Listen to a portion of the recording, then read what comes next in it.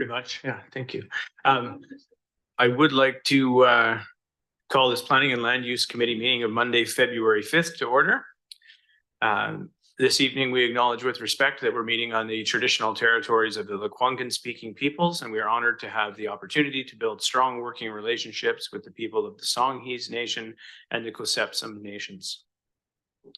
There is an option for public participation. At this time, that will actually come up shortly here. First of all, I'd seek a motion to approve the agenda for this evening. We have a mover. Moved by Mr. Perry. And point 3, adoption of the minutes. So the meeting's minutes for December 4th, 2023. Looking to see if there's any errors, omissions, and if not, if I could have a mover to accept those minutes. Thank you very much, Mr. Holm. Moving on to the aforementioned public participation. Some members of the public are invited to have an opportunity to present concerns or ask questions of the committee. I'm obliged to tell you that comments pertaining to the following matters that have been subject to a public hearing are prohibited at this meeting by law number 1700-10, Environmental Development Permit Area, as well as bylaw number 2007-2023 Omnibus Amendments, and bylaw number 1700-09 Olympic View Local Area Plan. Seems redundant though, as there doesn't seem to be a groundswell of movement for public participation. So let's move on then to point 5, new business for the evening. 5.1 is a development variance permit for Tradewinds Avenue, and I would call upon Daniel Lake to present on this.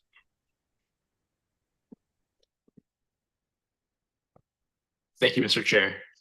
Good evening, committee members. I'm just going to adjust this here. Agenda item 5.1 is a development variance permit for visitor parking spaces. It's on lands located between Tradewinds Ave, Ryder Hedgedall Way, and Producers Way. So the proposal tonight, the applicant is requesting an amendment to section 3.5.1 of the off-street parking bylaw number 1909. They're doing this to decrease the multi-visitor parking ratio from 0.15 spaces per dwelling unit to 0.05 spaces per unit. This is subject to the condition that to the satisfaction of the Director of Development Services or Director of Engineering, a section 219 restrictive covenant be registered on title of the lands, agreeing to provide 5,000 meters squared of ground levelable usable open space. The variance request is part of a joint development variance permit application to enable a multifamily residential development that includes 336 units across 4 buildings. Thank you. So the subject property is located in Latoria South, between Tradewinds Ave, Ryder Hedgedall Way, and Producers Way. It's part of the center's OCP designation in the CD28 zone, and the lot size is just under 21,000 square meters. So for the off-street parking bylaw, kind of what we're varying today, the visitor parking ratio of 0.15 is required for multifamily residential developments. The development proposal consists of 336 units, which would normally require 50 spaces. The applicant is proposing 17 spaces for a visitor parking ratio of 0.05. The applicant meets all other parking bylaw requirements and is supplying 368 spaces of underground residential parking.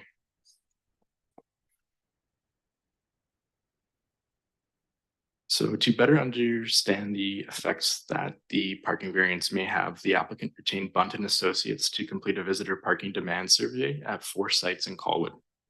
Results from the survey note that the average peak visitor parking demand rate was 0.02 spaces per unit during the week and 0.03 spaces per unit during the weekend at peak hours.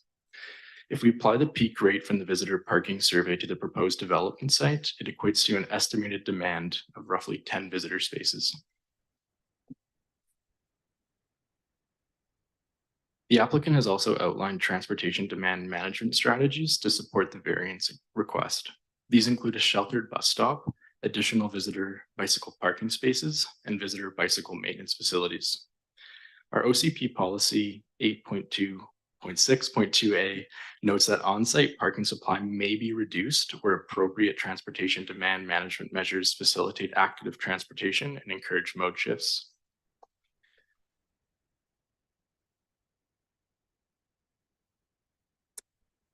As well, the reduction in visitor parking enables the development to include a central amenity space that includes garden beds, an amenity building, a bocce court, and green space.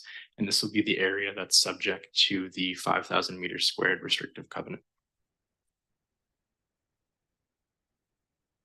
For communications, letters have been sent out to neighboring properties within 75 meters, notifying them of the variance request, as well as a development application sign has been posted on site.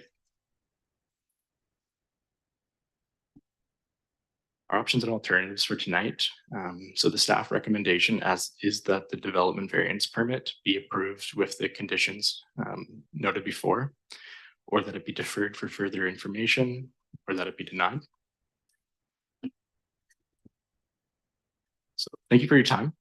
The applicant will be presenting tonight and is available to answer questions. I'm also able to answer questions as well. Thank you.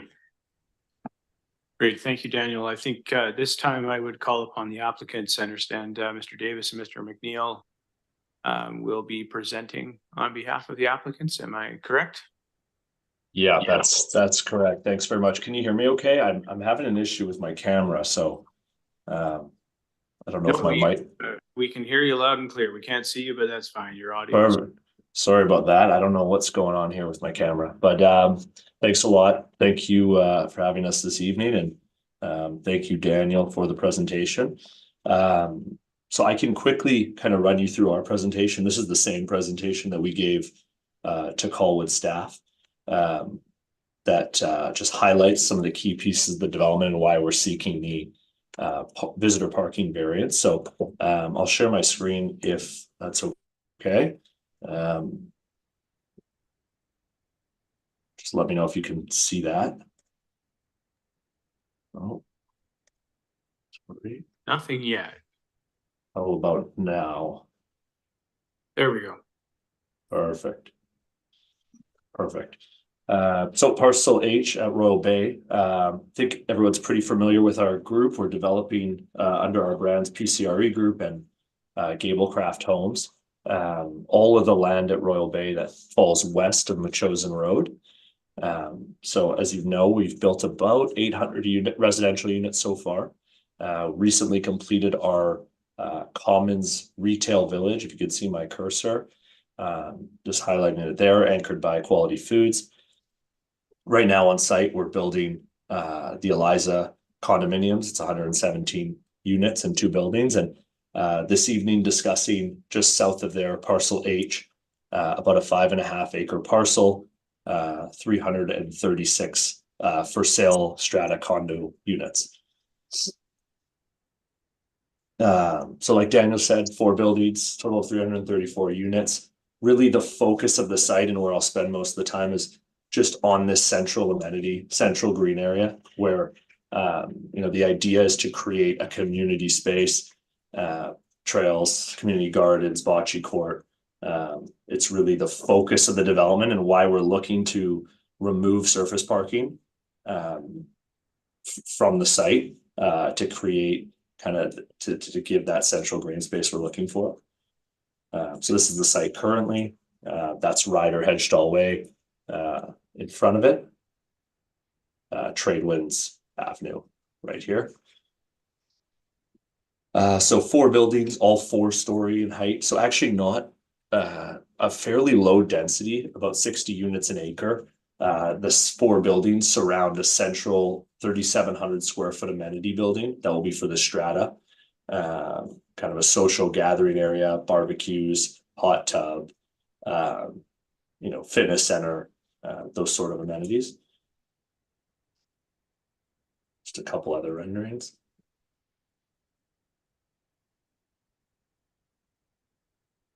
So just to give you a sense of kind of architectural design. So really trying to create this unified image for the overall development, but really making each building still unique with kind of its own accent color and details that give it its own identity. Corners of the buildings, strong corner elements, lobbies identified by 2-story entry elements, which has been common in our developments.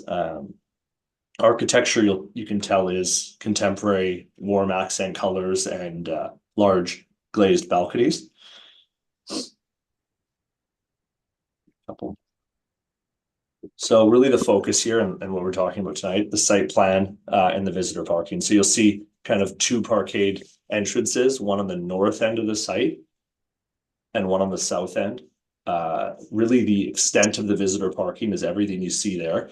So it's about 17 stalls on site. Everything else is contained, all the residential parking's contained underground.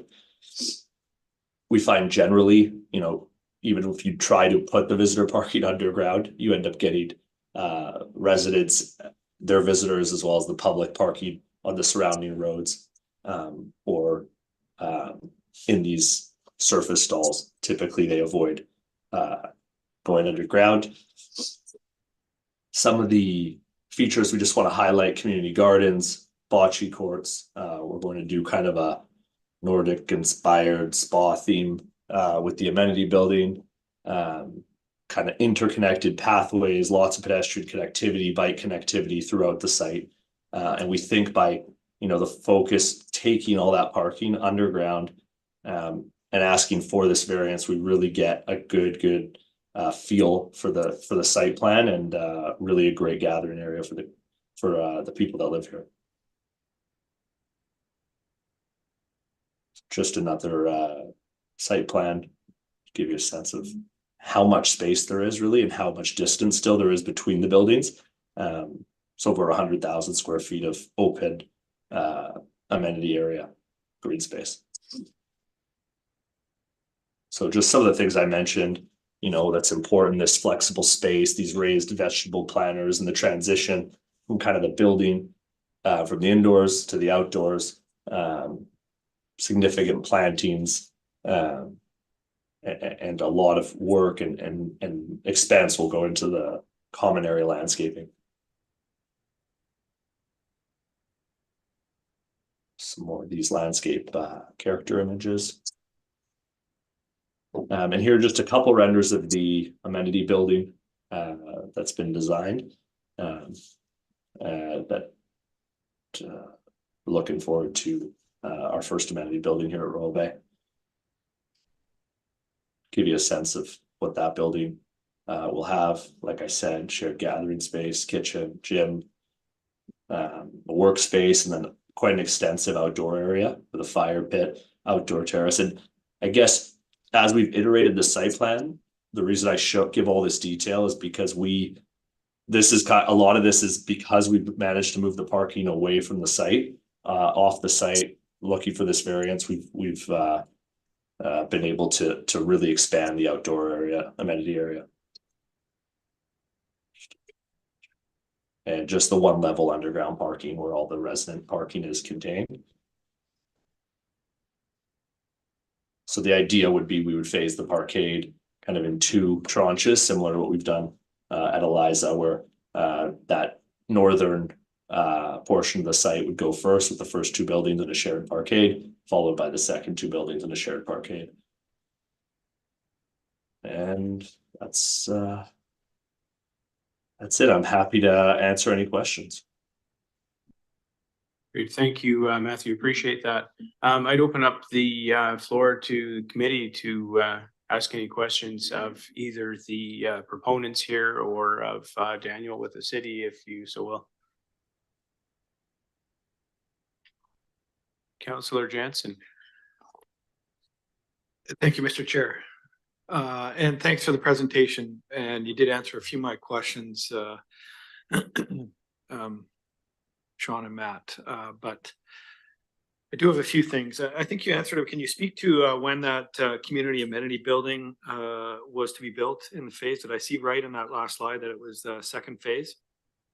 It'll actually be built. That's a good question, Councillor Jansen, and it'll be built with the first phase because it lies right on top of the parkade. So it'll have to be built with the first phase. Got you. And, and I appreciate that. Sometimes these things are like an afterthought you know, after a bunch of phases in a number of years. And as you might imagine, the community in that area is very sensitive to these amenity buildings because of some previous developments. Did you show allotment gardens there? Is that what I saw, or is that just an artistic rendering? Yeah, no, the community gardens. So we've put community gardens in all our townhome sites at Roe Bay so far, and they've been extremely popular. So in this case, we're going to be increasing that. I think we've programmed in 20 to 30 of them. Right. But we can always add more too if there's demand for those. I did have a question, a thought here. When you put up the Eliza building here, what is the ratio for parking, visitor parking at your Eliza building? That's a great question. So the unit mix is different than it is here at Parcel H. So at Eliza, we were a majority 2-bedroom. We were about 60-65 2-bedroom. So automatically, obviously, our parking ratio went up. But what was interesting there, and this is one of the things I explained to staff when we met, was that we were left with so what we did is every unit came with a stall, and then we had about 40 extra stalls that people could purchase if they wanted with their unit. We sold 10 of them, and we were left with 30 additional, which kind of was all the evidence we needed to say, hey, we've overbuilt the parking. And at the end of the day, those costs are getting passed on because it's costing us about $55,000 a stall to put it underground. So at this point, we are selling the remainder of the stalls, but at a obviously significant loss. So we just found that the uptake in the parking wasn't what we thought it would be. So we were parking that one to about 1.3 per unit. This one is parked, I believe, to about 1.1 overall. And that's mainly because we've shifted to more 1-beds and studios than 2-beds. Okay, I appreciate that, but I'm specific to the visitor parking ratio at Eliza. Do you have that? Yeah, it was 0.15, so it was to the bylaw. And how many spots? That would have been about 15 to 17 stalls because it was 0.15 at 117 units. So what is that? I think that's about 15 to 17 stalls. Okay, and your shelter bus stop, where's that anticipated to go? I don't believe there's a sheltered bus stop on Ryder in front of Parcel H. No, Matt, sorry, I should clarify this. There is a future bus stop anticipated on Ryder. And so we've offered an agreement with Daniel that we would provide the shelter for that bus stop facility when it is installed in the future. I don't know when they actually intend on running the bus line along Ryder there. Okay, because it could be 20 years before we see a bus heading down that road. So I appreciate that. And if we're talking about Latoria, then that's been covered in previous development as far as the bus station there. I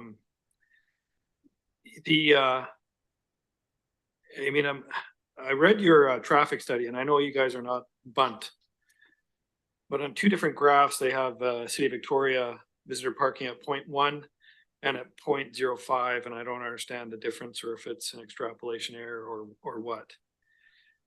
So, I mean, that changes things dramatically.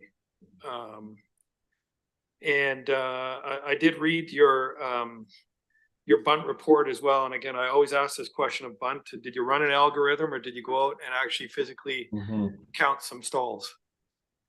And it does appear like they did. I don't know if you have brought your traffic people with you or not, but. No, unfortunately, we didn't realize that it was necessary to bring them to the meeting. I apologize for that.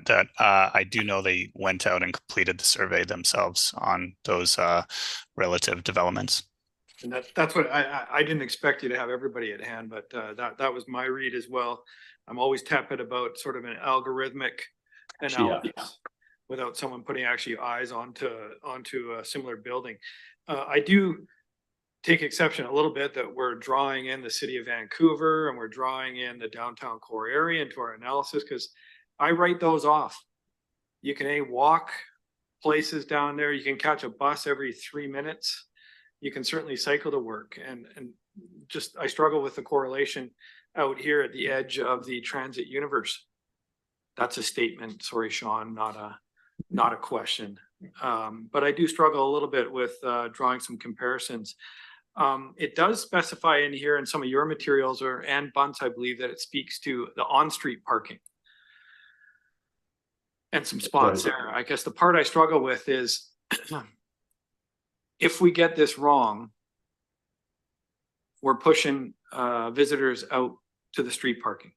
I mean, the street parking in my mind is not an amenity for your building. That's a community amenity. And it certainly shouldn't factor into the decision-making at all that, by the way, we're going to have a few spots out on the street. I mean, I don't know where to fit that in. As you might imagine, these parking ratios, we spent a lot of time in the last term getting them to where we think they're right. And I surely need to be convinced where we do step away from that. Now, that's the downside. I do appreciate the amenities that you're bringing to the table. One very important question for me in my decision-making is that green space accessible to everybody in Colwood? No, it's not. It would be, it's part of the strata. So it would be for strata members of like people who live in that immediate community. Okay, so again, if we get it wrong and we plug up the streets with traffic, we've made a nice environment for the people that live in that building and nobody else. So I'm going to yield now and hear what some of my coworkers have to say. But I mean, obviously the building is private space, but I think that's about, the only other thing I add on my wish list here, you mentioned lots of cycling parking. That's awesome. And we appreciate that. No mention whatsoever as far as the ability to plug in your electric bike, which everybody has nowadays. Is there a plan for that? I don't think we've gotten that far into the details, but I am confident that PCRE would be happy to accommodate that. Perfect. I will leave that thought with you. I won't stop the bus just for that, but it is a thing. Everybody's got an electric bike, and if you're inviting people to ride their bikes to your building to visit, we better be able to get them home again with some juice. For sure. Absolutely. The other thing was the 17 visitor parking. There's a discrepancy in here in some of your materials. Your letter specifies 10 spots, and then the request is 17 spots. Presumably that's as a result of some of the work that Bunt did, but correct. That was actually a negotiation with Bunt and the city. I didn't realize the letter was being included in the agenda initially, but that was our first draft of this. And then we came to the decision that 17 was necessary. Sounds good. The only additional thing I would add is it's something that I brought up before, and it never really gets spoken to in the first instance, but we're in the new gig economy. All you got to do is sit outside an apartment building and watch the food delivery services. So I would love to see, I'm not sure how it would mix into the formula or whether we'd have to add a couple of spots, but short term is in 5-minute food drop-off parking to keep those people from double parking out on the street while they're dropping off their chow mein in your building. Yeah, that makes sense. And I think there's a way to accommodate short-term drop-off and parking within the stalls we're maintaining on site. Okay, I'll yield now. Thank you, Mr. Chair. Thank you, Councillor Jansen. I'll go to Michael Holm. Thank you. First thing, I'd like to probably second some of the comments Councillor Jansen had made about the ratios and the drop off for, you know, this skip the dishes and I think those are really, really important elements of any sort of multifamily building and stuff like that. My question is kind of more specific, and it might even be to the City of Colwood staff as well, was when you were looking at the reduction or the variance of the parking, was there any consideration factored into car sharing opportunities within the community that could be factored into the variance and the reduction?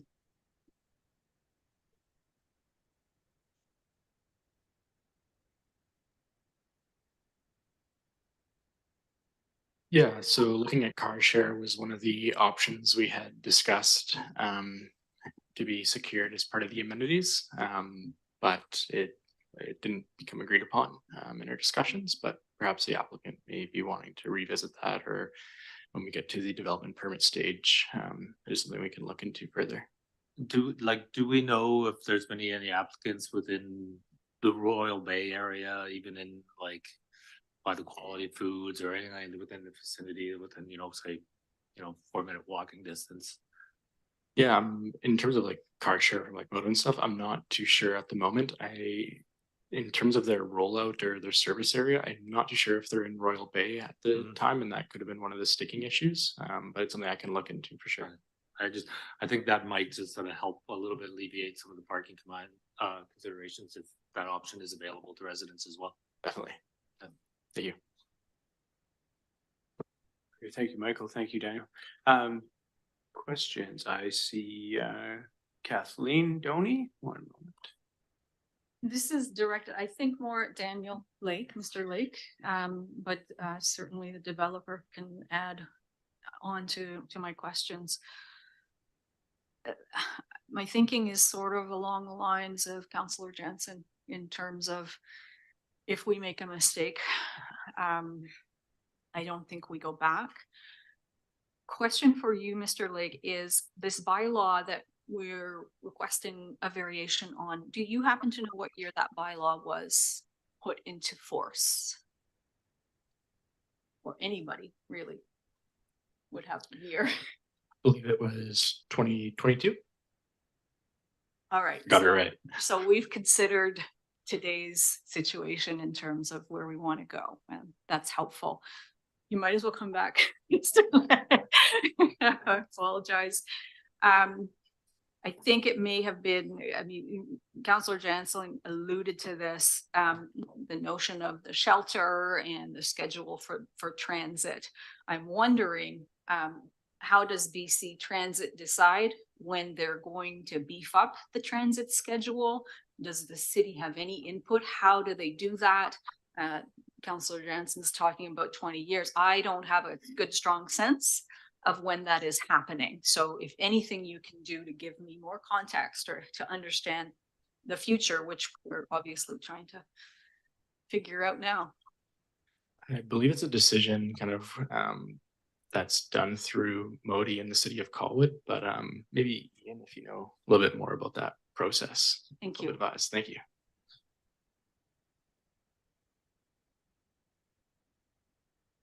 Thanks, and through the chair, we are actively working with BC Transit on improving service to South Colwood. So we saw some major improvements in January with a new schedule and routing that helps get people to the Colwood Exchange and into the core. We're hopeful the province is going to support BC Transit and municipalities to do better coordinated planning. They've just rolled out an initiative in that regard. And all I can say is we're working with them as close as we can to improve service. Okay, thank you. And back to the podium, Mr. Lake, please. More questions about the future in terms of the on-street parking. Do we know whether it will be limited, time limit? Is it short-term parking? I'm thinking of Ma and Pa come to visit their son or daughter, and they're going to want to stay 3 days. And it seems to me that the request for the variance is low, but is on-street parking a solution? So where is the city headed in terms of how the parking gets used? Yeah, in terms of kind of future parking rollout, in terms if it's going to be like timed or residential only, I'm not too aware of that, so it's not something I can speak to, unfortunately. Do we have a resource who could give us an answer, or do I just put a question mark on that? I'll check if someone is here, but it is something I can look into if anybody knows. Oh, there's somebody who seems to have some information for us. Not great. Pardon me. Not great information, and through the chair. We are working with, it's sort of a city decision in which direction we want to go. So we are working with Sandra right now, our communications manager, to likely reach out to residents and see if we want to do neighborhood specific, area specific, all encompassing. We currently don't permit resident only, timed, none of those things. So we don't have a plan to roll that out, but we're working with just get a feel for it and move forward. All right, thank you. Thank you. And Mr. Lake? Biking infrastructure. Again, I know this is like, all of these questions are what does the future hold? But, you know, the more information we can all get, I think will be helpful, because I think it's really key in this particular development that we don't make mistakes. So where is bicycle infrastructure heading? Are we going to be like Victoria and have specific bike lanes, et cetera, et cetera? If you don't know the answer, that's fine. If you can direct us to one, or if it's being looked into, any information will be of assistance. Yeah, I can speak to that a little bit in terms of the Royal Bay area, but in terms of the greater Colwood scenario, maybe Joshua can advise on that a bit. But in terms of Royal Bay, for some of the area plans, there is like a strong desire to continue this connected bike network. We're seeing a lot more demand, and the infrastructure is going up when we're doing frontage improvements, which is great to see. And in terms of these transportation demand measures, when they're isolated, you know, we don't see as much use as you would initially hope. But as you continue that rollout, you get those increasing returns to scale with mobility and mode shifts, which is great to see. So maybe a single development in isolation might not be there, but as we increase that rollout and Royal Bay continues to develop, you get a lot more uptake. And so that's what I can speak to for that. But in terms of the rest of the city, maybe Joshua as well, you could speak to that a bit more than I can. Thank you.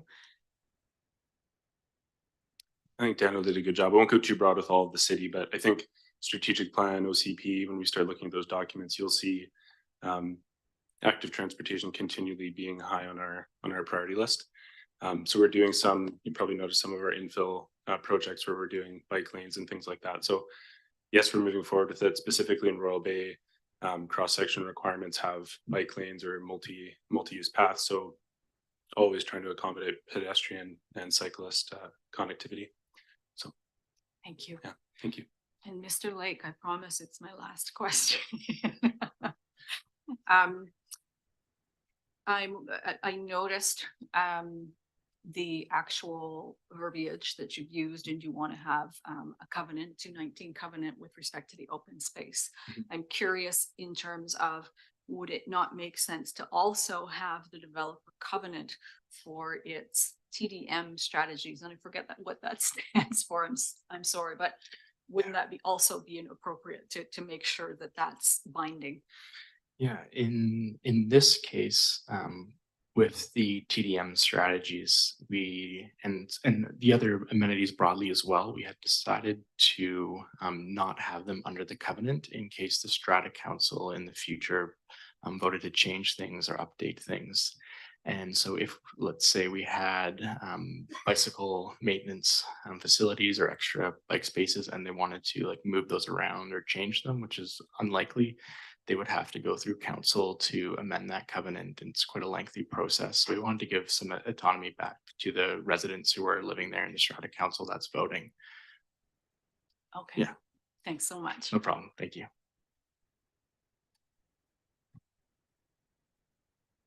Great, thank you, Kathleen. Any questions? I see James Perry down the end here. Mr. Perry. Hi, so one of the questions that I have, and we almost touched on it with when this bylaw came into effect, but what sort of precedent do we have for providing a variance in with respect to this particular bylaw? Or sorry, to be a bit more specific, like to this extent, like I understand that there will be like reduced by 1, maybe 2, but to cut it down to a third. Yeah, so what's the like, lowest ratio that has been granted so far? From what I'm aware, there have been no variances granted to like a similar extent as this. However, we are likely going to see visitor and residential parking being severely reduced in some areas of Colwood due to the new transit-oriented development legislation that's coming. So there will be some developments that'll actually have no residential parking, and that's probably the closest example, not necessarily a variance, but those will be likely examples of large-scale developments that have reduced parking. Okay, thank you very much. Mostly to the developer, I admit I'm very excited about a ground floor that has as little asphalt as possible. I really like having big open spaces. I admittedly saw a lot of the paths and assumed connectivity for any resident passing through the neighborhood to the commercial sector that's right next door. So to hear that it's going to be gated off to residents only is unfortunate, but I understand that that's like a much bigger ask to make that a public space. But if that's even possible, I think that would be a massive win. The things that I saw with respect to the proposed sort of layout of the space there is that there is still a lot of opportunity to provide the large green space while not limiting parking to such an extent. I definitely don't see 50 spots as necessary, but I think 17 is quite low, especially when the neighborhoods of Royal Bay already are talking a lot about the on-street parking and how people are abusing their lack of driveway and lack of general parking, and that's all pushing it onto the streets. And so if you combine that with visitors and residents alike who will also be parking on the street, I definitely see some complications into the future there. That's it. Thank you very much. Okay, thank you, Mr. Perry. Any more questions? Oh, I see Trina has a question here. One moment. Trina Gendel. Hi there. It is to the developer.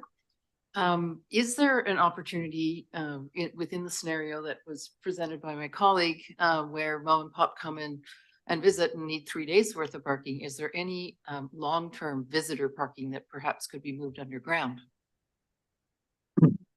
Yeah, I think that's a good question. Sorry, first of all, I just want to go back 1 second. I misspoke earlier. There is a public pedestrian connection through the site.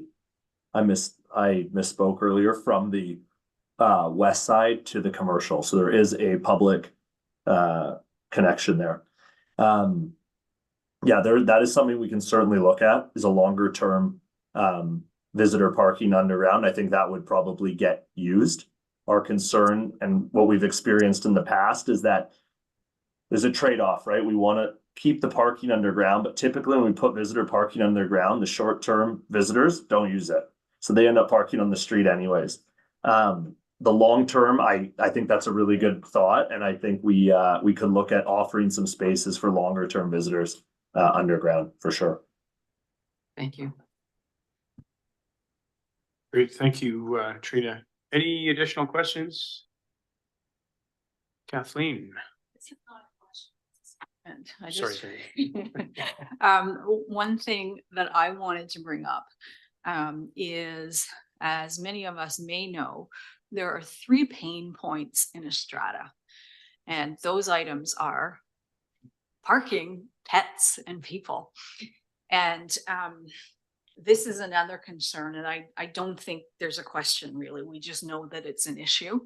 And definitely I can tell you from experience and from my own research on these issues, visitor parking is a sore point and conflict can escalate so quickly. So I think we have created a situation where it's already a powder keg. There are a lot of issues in terms of strata dynamics, and things go from cool to red hot in a nanosecond in terms of the conflict, because it's very personal to the residents. So I think we also have to be cognizant of that we don't wish to create that problem.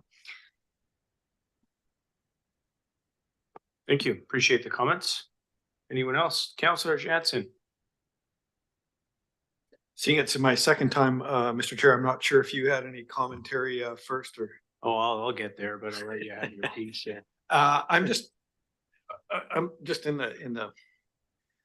I've heard everybody around the table, and I think there is, some congruity And I don't want to be a naysayer here, and I'm gonna suggest that maybe we find a way to split some of the difference.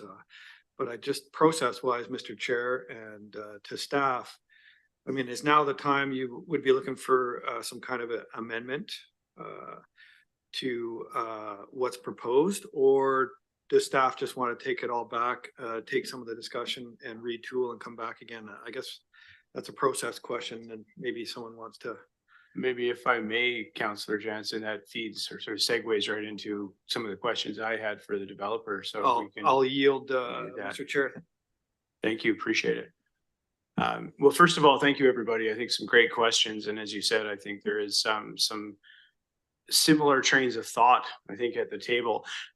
First of all, I first would say, we are talking about visitor parking. So I would commend the proponents for meeting the obligations on resident parking first and foremost. The Bunt report references, progressive parking strategies in cities like Victoria. And in those, we see dramatic reductions proposed to residential parking and transit areas and things that in this community, I think, frankly, aren't quite as, we're not as ready for that yet. This is a very vehicle dependent community. And while we strive for mode shift and want to address climate change, we're a little further off than the folks that, can walk from Fernwood to downtown, for example. So, I think great job on that. And I think the development itself is attractive, kind of medium density, fits nicely in what is shaping up to be I'm biased, but a really great livable community, very attractive for young families and others. So I think it'll be a nice addition. And the common areas, I think Mr. Perry spoke to the lack of hardscape surface and the green space. And I can attest those little community garden boxes are a real high point in my multifamily unit in Royal Bay. So, you learn your lessons each time you build a project, right? And incorporate some of those things in, and it's showing. So all of those things I think are great. Visitor parking, though, I would say, as Kathleen mentioned, is a pain point or a pinch point in Estrada. And as the president of Estrada in Royal Bay, as someone who's familiar with a couple of the other stratas as well through our sort of shared issues, I can say that visitor parking definitely emerges as one of the keys. And and I'm not necessarily saying it's a fault of the developer. And in many ways, it comes down to the people, as you also said. It's those that want to turn their garage into a home workshop, or want to turn their garage into something else, or they've got an oversized an F-350, and even before they bought their unit, they never were going to have space to park there, and so then they move onto the street. But that becomes a reality that the city has to deal with, and we're having to deal with now. And we see that in Royal Bay in particular, where the street parking and the Scout parking bays are filled with residents who have their own parking and choose to to fill up the street. So my concern here is that, first of all, the 23 spots that are going to be on the street are going to deal with overflow from the Echo townhome. Arguably, if I'm not mistaken, correct me if I'm wrong, gentlemen, but is the largest townhome complex, I think, to date, maybe, or very close to the one down in the corner there.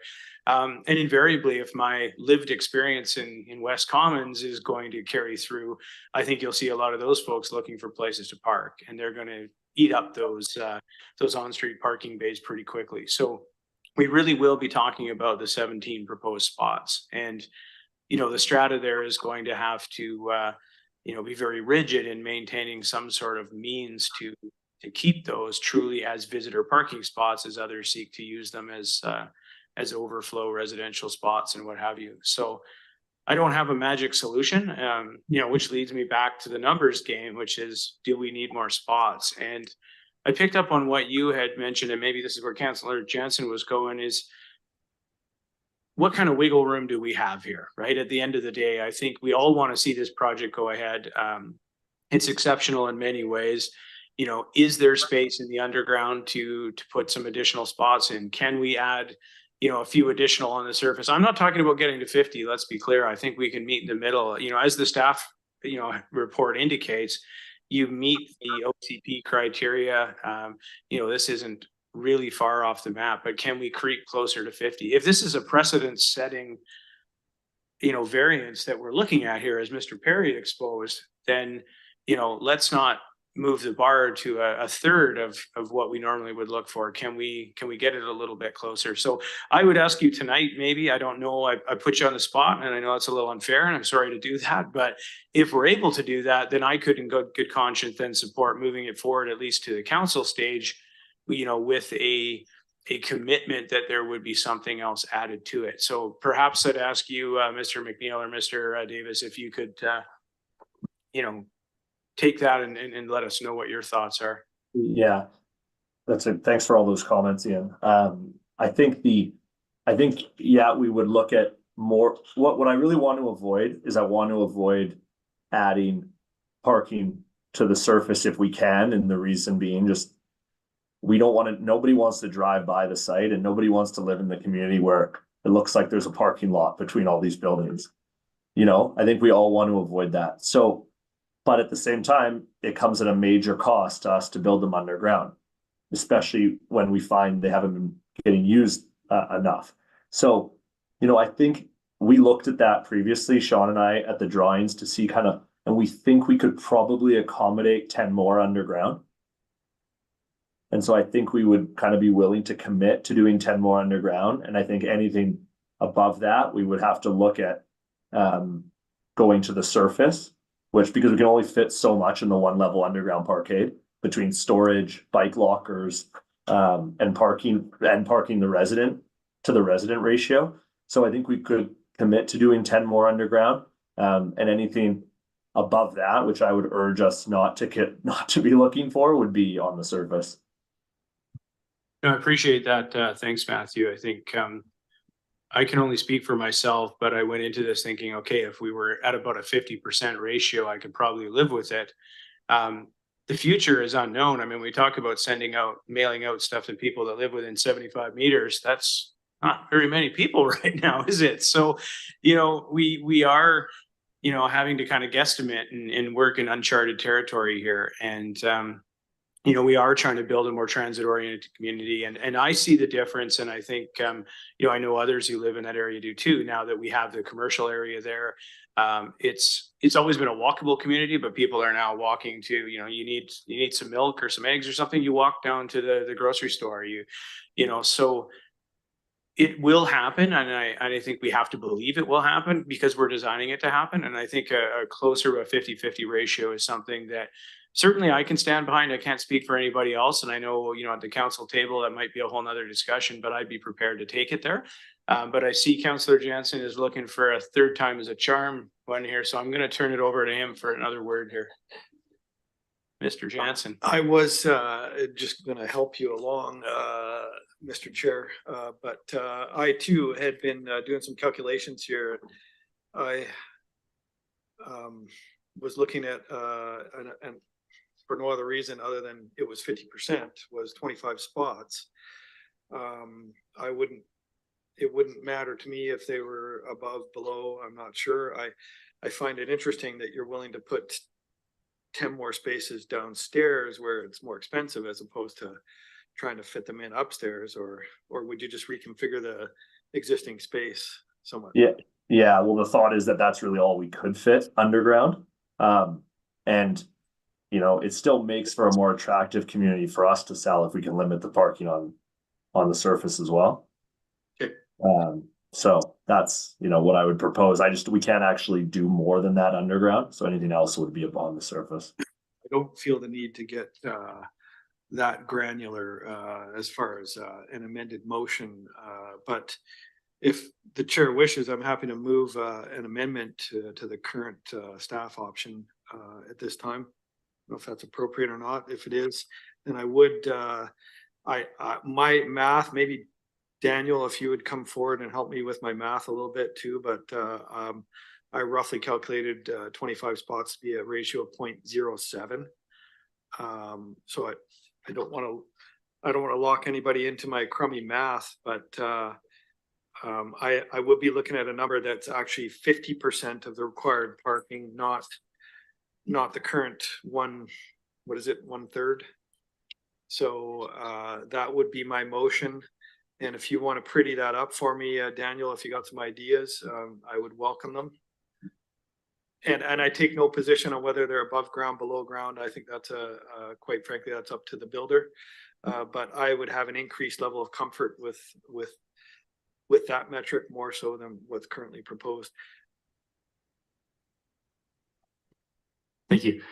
Yeah, that ratio would be 0.075. Did you have that ready to go, or did you just? Kelsey, help me out. I can't Thank take you the so credit. much. And that's what I had with my, as far as I go with math was a simple 2-line ratio, and I got 0.07, so we must be pretty close. That would be my motion, Mr. Chair. And again, I take no position on up, above ground, below ground, and I will speak to it briefly if you would indulge me when you're ready. Please do. Thank you. There's a lot of pluses here, and I do give credit, as you did, Mr. Chair, and as others have. This is a creative proposal, and I do believe that we can live with some risk down here, because I believe the community is evolving daily. For those of you that are lucky enough to live down there, I think, yes, there are some pressures, and we do need to be alive to it, but what a great walkable, cyclable community. And I do think that we can tolerate some risk. My concern is that people that are coming to visit are likely coming from a neighboring community or some distance away, so it's unlikely they're going to take transit or ride a bike. So having an additional number of spots, I would appreciate. That would be my submission. Thank you, Mr. Chair. Thank you, Councillor Jansen. And just briefly, I would say that I think I concur completely. I appreciate you putting forth the motion. I'm content with that number, and I think it does two things. One, I do believe it allows for the nature of the development to remain unchanged. I'm an advocate for adding those 10 spaces underground. I will state that. That's probably the only thing I'm key on. And I think the proponents, it makes sense, as they said, from their view, it's a more sellable property when you've got that green space on the surface. And I think it does still accomplish what the staff recommendation sought to identify, which was that it aligns with the goals of the OCP. We're still sending a message here by providing a variance that supports mode shift and addressing climate issues and so forth. So, you know, I think it's a rare win-win. When it gets to the council table, we'll see. But before we vote on that, I'll just give Mr. Perry the floor here. Yeah, I just wanted to potentially amend that a slightly bit further, knowing that the current variance is bringing it down to 17, and they're saying they can add another 10. That would bring it to 27 or a 0.08 ratio, and I'm inclined to keep them at that offer. I would accept that calculation. I see nods from staff, so the friendly amendment is that acceptable, Councillor Jansen? We'll go to 0.08 and commend committee member Perry for his mathematics this evening. So, okay, at this point then, last call for any other comments. Otherwise, what I would do is call the question then. All those in favor of the amended motion? Unanimous. Thank you very much to staff and to you, Matthew and Sean, for taking the time to chime in this evening. Thank you very much. Thank you. So, sorry, Ian, can I just clarify? That's 10 additional stalls that could be going on the surface or underground? Theoretically, yes, although I'll Prefer to be underground is preferred. I would align with you on that from an aesthetic standpoint. Yeah, I'm taking that as kind of what's preferred from your side as well, but we'll have to see. Perfect. Thank you very much. Thank you, everyone. Okay, so moving on, we will move to item 5.2. I'm going to call on Kelsea Fielden with the planning department to talk about rezoning at 508 Windthrop Road. Thank you, Mr. Chair. I also really appreciate the math assistance as well.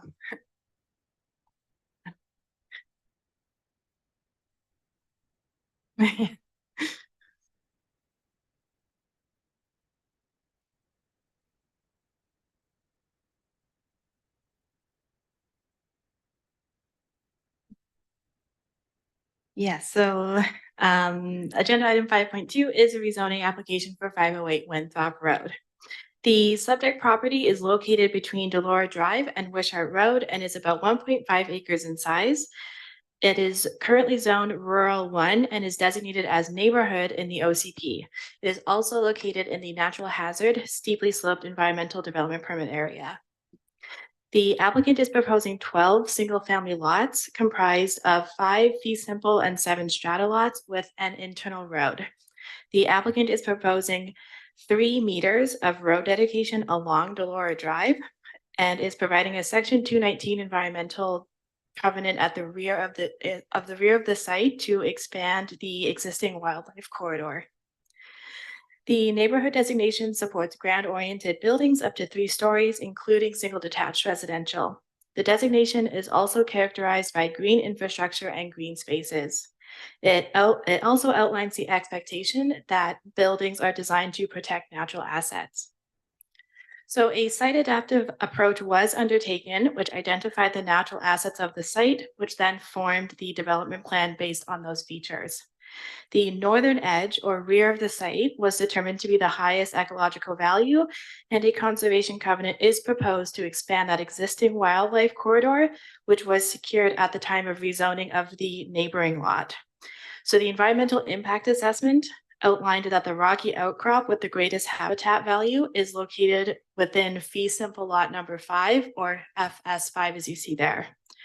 The proposal as is will blast 50% of the rocky outcrop, which will result in fragmentation of the natural feature. The area in red is the rocky outcrop to be removed to create that lot. The subdivision servicing bylaw requires a 20-meter road right-of-way for a local road, which does include Delora Drive. As part of a previous rezoning for the adjacent property, 10 meters was secured, and during the rezoning process for the neighboring property above, Delora Drive was constructed. The city is legislatively authorized to request 10 meters of road dedication as part of this application. So the narrowest section of Delora Drive as is today is 15 meters as a means to support site adaptive planning for city infrastructure. But at this time, the city will not support 3 meters as proposed, as it will not achieve the requirements of the cross-section seen above. Staff recommend that no less than 5 meters of road dedication is secured. So this diagram is just a visual representation of the options presented in the staff report for committee consideration.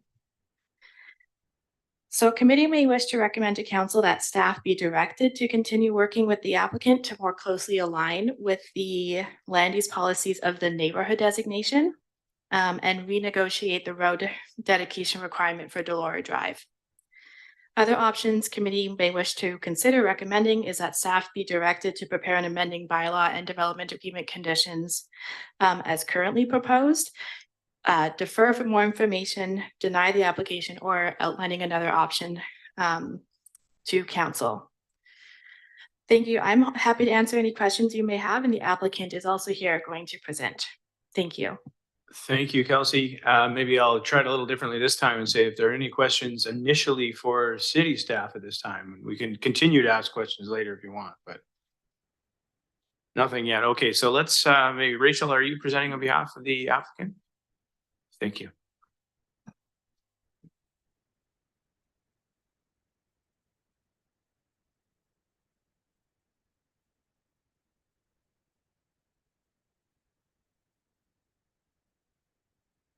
Thank you, Mr. Chair, and thank you, committee, for having us this evening. My name is Rachel Sansom, 1498 White Pine Terrace.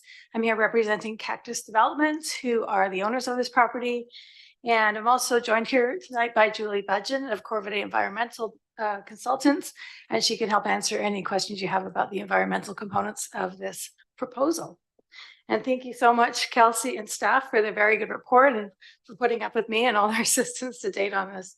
So I'm just going to start off by respectfully requesting that the committee consider option 2 in the staff report, and we'll just kind of go through a little bit of a slideshow to explain why we like that and a little bit more information. So again, here's the project located on Windthrop Road. You can see that it's already an impacted site with residential and associated uses throughout. And there's an aerial view showing what it looks like today, as well as some photos of the site.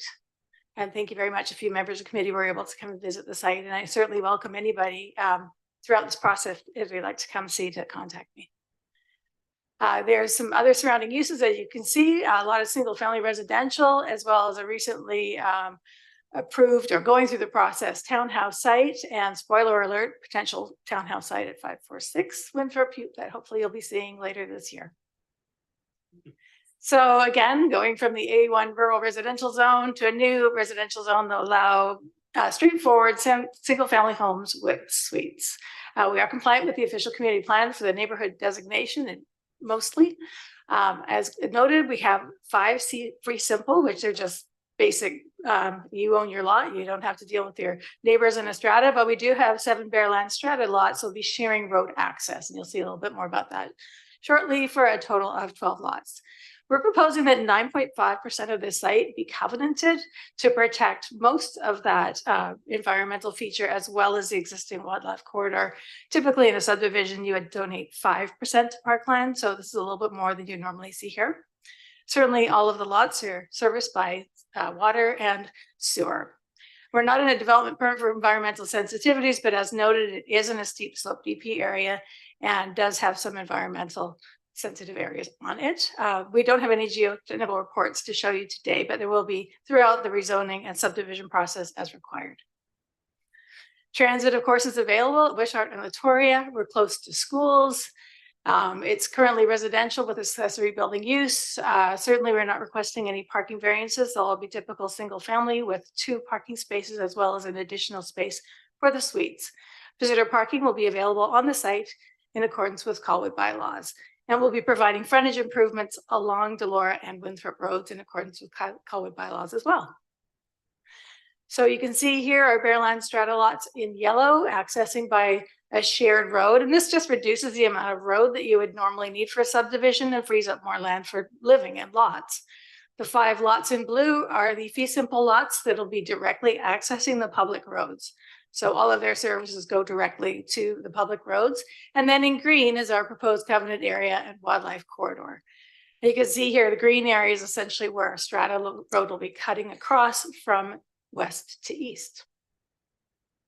On-site servicing, again, we've got our water, we have sewer, stormwater management will be maintained on-site primarily, making sure that there's no increase in flows from this site after development. Was mentioned that perhaps some bioswales to manage stormwater on the road would be an idea, and certainly we would look forward to working with staff on that. Off-site servicing, again, existing sanitary service exists in Delora and Windthrop, and there are fire hydrants available. Everything, of course, will be underground, hydrotel, won't be any above ground wires. Here's our grading plan, specifically showing strata lot 5, and again, I'll show you this again in a little bit. So this is the lot that's impacting the rock that was identified as a feature. As you can see, the blasting is only about a couple meters high. So the majority of the rock to the north is sort of the better environmental area. So we're just kind of nipping the nose out of it. As you can see, there's a couple of retaining walls that build this site up to reduce the amount of blasting. There's not a lot of blasting on this site. There's a few knobs here and there, but it's essentially graded to what the ultimate will be. Here's our strata road. So it sort of slopes gently from west to east. With regard to the road dedication and cross section. So this road's already in place. The Delora road and curb and sidewalk are all constructed on the west side of the road. There's already a little bit of room between the existing asphalt curb and the property line for us to install a new curb as well as streetlights. And then if we were to dedicate another 3 meters, which the owner has requested that you consider, there would still be room for a sidewalk on that side of the road. So the owner's maintaining that there's still enough room to provide the facilities within this road right away that you want. Now, this section came from a drawing that was presented to Colwood years ago when the subdivision to the west was done, and there's a 7.5 meter right of way there. Again, if Colwood needed to have more road, they could take it from there, but it's our opinion that there's enough room in the existing right of way with our 3 meter dedication to provide the facilities that are required. So that's the opinion of the owner, And we're respectfully requesting that you consider that variance. So here again, the 5 meters with our street light and sidewalk that would fit in a 3-meter dedication. On Windthrop, we would expect to do the full frontage improvements, which would include sidewalk, street trees, street lights. I don't believe bike lanes are required on this road. It is part of a neighborhood bikeway, which would mean shared roads and bike facilities. We did have an arborist report prepared, and I believe it's part of your packages. Certainly, there's several trees that require removal in order to create this subdivision due to the grading plans. It's really difficult to save the trees safely and for their long-term health. And of course, they would be replaced at the 2-to-1 ratio in accordance with the tree bylaws. Any trees to be remaining on the site to be protected would be monitored, and the fencing put around them, all under the supervision of our project arborist. So the environmental considerations, and again, Julie's here to answer your more in-depth question about this. The site is heavily inundated with invasive species. We have Daphne, we have blackberry and broom. Certainly, as part of this proposal, we'll be removing all of these invasive species from any protected areas. There's no at-risk ecosystems on the site, and there's no critical habitat polygons on this site, and no aquatic features, so no creeks, ponds, or wetlands. So our rock outcrop on lot 5 has habitat potential for snakes, the number observed. Now we're proposing to save 50% of this rock, and actually more of it. The plan that we have in our packages doesn't really show the extent of that area around the rock. There's actually some nice trees that will be saved along with this as well. So our mitigation plan is to remove trees outside the nesting season. So certainly we wouldn't be taking down any trees without the project biologist observing the trees to make sure there was no nesting. Preserving 9.4% of the site to be covenanted, including adding on to the wildlife trail on the north side of this property. Certainly erosion and sediment control during construction to ensure that no mud or dust or crud goes off site and that it's managed properly. And we're going to encourage our homeowners to use pollinator friendly native species in their landscape plants, as well as drought resisting plantings. So other environmental benefits of this development, certainly all the garages can have bike storage, which will include EV charging for their cars and charging for their bike batteries. We're going to encourage heat pumps for heating and cooling, electric heat pumps, Energy Star rated appliances. They'll be built to step code 4 at minimum, as is now the bylaw in Colwood. Depending on the day of construction, it could be a higher step code. They'll all be solar ready. Generous tree planting and landscaping within the development to replace some of the trees that we had to take down. And certainly, again, drought resistant native plantings. And of course, we're still within walking and cycling distance of frequent transit schools and commercial centers, Royaldale on one end and Latoria Walk on the other. Transit opportunities include the rapid bus that'll be coming down Veterans Memorial and going down Latoria and then back up Machosen Road, with local transit network down Wishart Road. We did do a consultation when we first applied, so it's a little bit old, but I can say that I did not receive any questions or comments from the neighbors. Our development application sign's been up for several weeks now with my name and contact information. I haven't, again, not heard from any neighbors. Certainly, should this proposal go forward, I wouldn't mind reaching out to them again before it got to first reading, just to make sure our neighbors don't have any issues. Our fees and community benefits. You can see here that we're still proposing to donate cash in lieu of park. The covenant area will be private property with a covenant on it that it can't be disturbed. So we'd still be contributing to parkland in Colwood in another location, as well as all the school, road, water, sewer, DCCs that one would normally see. And I'm available for questions if you have any. Thank you so much. Great, thank you, Rachel. Appreciate it. All right, any questions from committee members? Mr. Perry. I know that you asked for questions to staff already, but I guess I wanted to kind of double back on the 3-meter right away, since I admittedly wanted to hear what both sides of the fence are. I see that there's roughly 3 meters dedicated on the west side of the road, and they're asking for 3 meters to the right. Is there any additional reasoning that we can discuss around why the city of Colwood prefers the 5? Thank you for the question. Through the chair, the current cross-section for Delora is 15. Further up the road where we will be connecting in the future is 18. I would say that with council's support and approval, we could probably make 13 work. Our preference right now is we don't know where we sit tomorrow. So 15 is already a concession from a staff level. We don't want to be shorthanded in 10, 15 years. If you look at the cross section shown for that road, it's 3.25 meters a lane. Right now that cross section is out of date. We would do 3.5 because it's a sharrow. We might look at bike lanes in the future. Delora continues from Windthrop all the way up into Marion Crescent, which connects to Carindale. The interconnectedness, we don't know what patterns are going to change in the future. And even at 15, I mean, the site adaptive was the reason we sort of supported that in the past and would be willing to support that now. But it certainly isn't our preference to go any lower. Thank you for the additional detail. Thanks. Sort of similar question to the developer, other than please don't take my land. Like, is there a bit more that you can expand on why you need it down to 3? Through the chair, yes, please don't take more land. Is essentially the answer, only because it does make the lots a little bit bigger. And I think the owner would like to create more larger single family lots. You don't see a lot of that now. So every little bit of land helps. And I think that's the theory there. Okay. And the real point that I want to kind of touch on with my moment here is the FS5, where you're asking for the variance and that demolition of roughly half that rocky outcropping. One observation that you can easily make about that land is that there's a lot of arbutus trees, and I have a personal affinity towards the arbutus.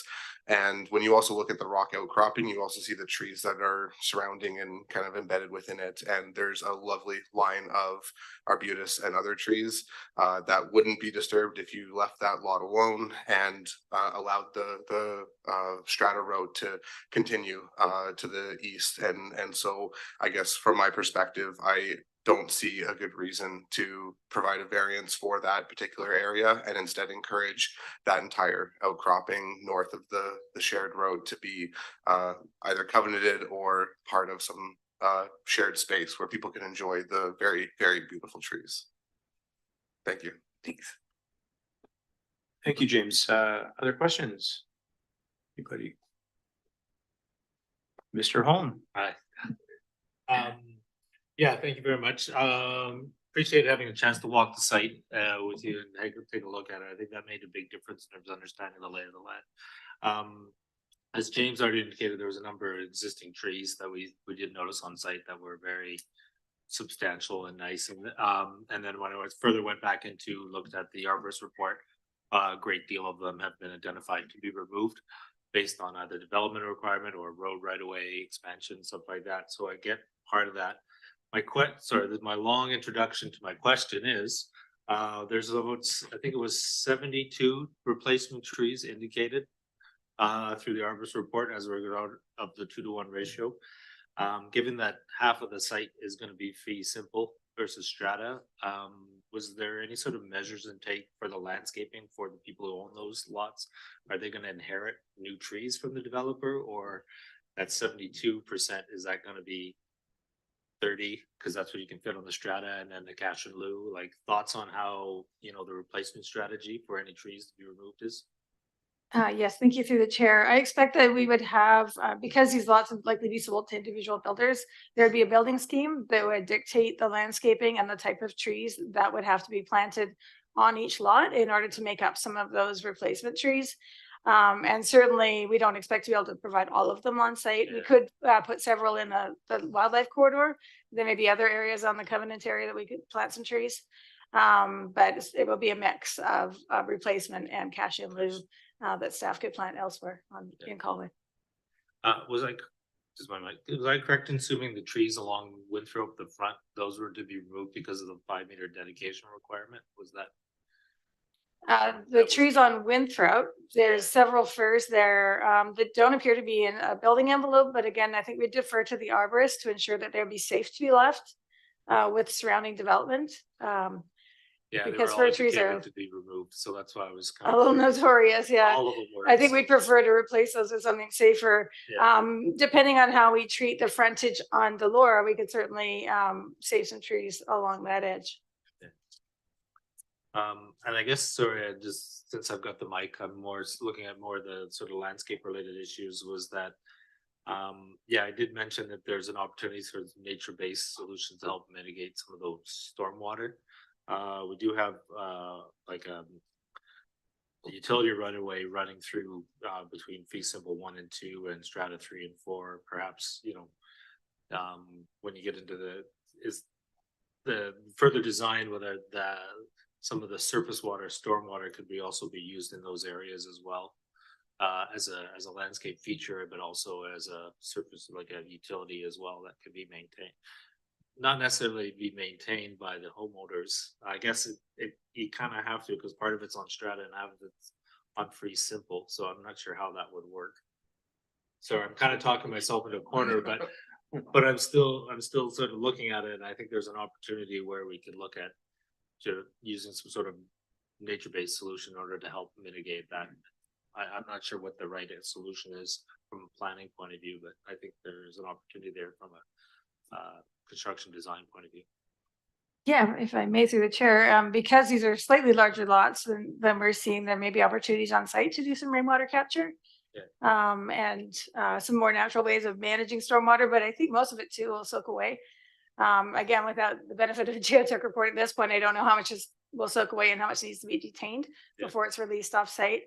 Certainly, again, along the Delora frontage, there might be some opportunities for bioswales in between the streetlights, depending on whether a sidewalk is required there. Great, thank you, Michael. Other questions, anyone? No, seeing none, I just comment quickly. I think you know, it's an interesting property, and I recognize that there's some challenges to work around, but you know, the staff recommendation to me is a strong one. I think you know, what they're seeking is reasonable, which is just to continue, you know, working with the applicant to, you know, how do we get to where we need to be. I think too often in Colwood we've had a lack of foresight on things like you know, road dedication, and you know, what decisions made decades ago, for example, impact our staff now when they're looking to you know, to provide active transportation infrastructure and you know, build new sidewalks and other things. So with an eye in the future, I think it's entirely reasonable to look at the road dedication. I know an argument was made, well, that the west side, I guess it is, of the road, you know, 7 meters was taken there. So why do we need to do it on the other side? I think, well, to me, that argument doesn't hold water. If one side of the road, the owner was compliant, that doesn't absolve the other side from being compliant. You know, at the end of the day, we want everybody to be compliant. You know, and it's not malicious or anything. It's a reasonable request, I think, to act in the city's best interests, which is what our staff do. So personally, I think I've made it pretty clear. I support the staff recommendation. I'd like to move that we accept the staff recommendation as written, and don't think I need to provide any other motivation to that. So I will call the question. That's Councillor Jansen, word. Sorry, thank you, Mr. Chair. I was waiting for the discussion part there. Oh, discussion, let's go. I've walked this site and I think there's a lot of merit in the submission. And I've sat and listened because I was intrigued to sort of hear what some of my peers have to say, some of whom have far surpassed my arts degree. That only gets me so far, but it's an intriguing piece of property. I'm all for the suggested development. I do believe there are some outstanding questions, and I think from what I'm reading there, certainly I think we're all pretty close to being on the same page. But I too have some questions about the road dedication, because this is a one-time deal. But and then the rocks, you know, I'll rely on the advice of staff to get us through the rocks and the sensitive areas. Once again, the red tail snake has come up again, or whatever it is, and I'm yet to meet someone that's actually met one of the snakes, but I find it interesting that it's certainly embedded in all the applications that come forth in that neighborhood, that certainly someone has identified it as potential habitat. And I know some work was done by the previous development next door as far as ensuring that there is some room to move for some of these snakes or what have you. So I would like to see some work in that fee simple lot number 5. Certainly has some questions attached to it. I have some questions about it, and I'm not the expert in that, but I am going to have to rely on sort of the suggestion of staff. But I do want to make a comment that I'm more than supportive of that type of development going there, and I'm sure with some tickling around the edges, we can probably get this there. And certainly some of the trees and rocks in the one corner, I don't think that's too much to certainly have a second look or explore. Thank you, Mr. Chair. Thank you, Councillor Jensen. And yes, I completely agree. I think this development certainly has a lot of potential, and it's easy for me to say, but I think with a few tweaks, there is a way forward, and I think that's the message I'd want to leave the proponent with, is that there is a way. I think staff have demonstrated a willingness to work with the proponent on addressing these issues, but we don't want to blast every rock outcropping flat. That's been made clear to us through the development of our community-led OCP, that we want to do things a little different. And I hate to take pot shots at our neighbor, but we don't blast like Langford and knock everything flat. We want to try to fit it in with the natural form. So that's our goal here. So with that, any other discussion on the staff recommendation? Seeing none, I'll call the question. All those in favor? It's unanimous. Thank you. That takes us to the final item, item 5.3, the rezoning of 2346 Sooke Road, and I would call on Desiree Givens to speak to that. Thank you, Mr. Chair, and good evening, committee members. The next item on your agenda is a rezoning application for 2346 Sooke Road. And I'll just start by briefly summarizing the application history. So this application was first received in January 2022. And in June 2023, we received a revised application submission from the applicant following their negotiations with the neighboring property owner for a shared access easement. So that property and 2350 share driveway access. Following that, there was a review and referral period between June and August 2023, in which staff reviewed the application against the applicable policies and referred it out to external agencies and other city departments. Feedback was provided in August, and following that, the applicant revised their submission to accommodate our feedback before going out for neighborhood consultation in December and January. So the application is before you tonight for a recommendation to council. Just a little bit of a site context. So the property is located kind of close to the intersection of Veterans Memorial Parkway and Sooke Road. It is designated in the official community plan as transit growth area. It's also located in the environmental hillside, natural hazard steeply sloped, and form a character hillside development permit areas. So the applicant is here tonight and will be providing a little bit more detail on their proposal, but they are proposing a 6-story apartment building consisting of 55 units. And the next few slides just summarize some of the OCP policies for transit growth area and how the proposal meets them. So in general, the proposal meets the built form policies of the transit growth area, which supports ground-oriented and low-rise buildings up to 4 stories and up to 6 stories in limited situations.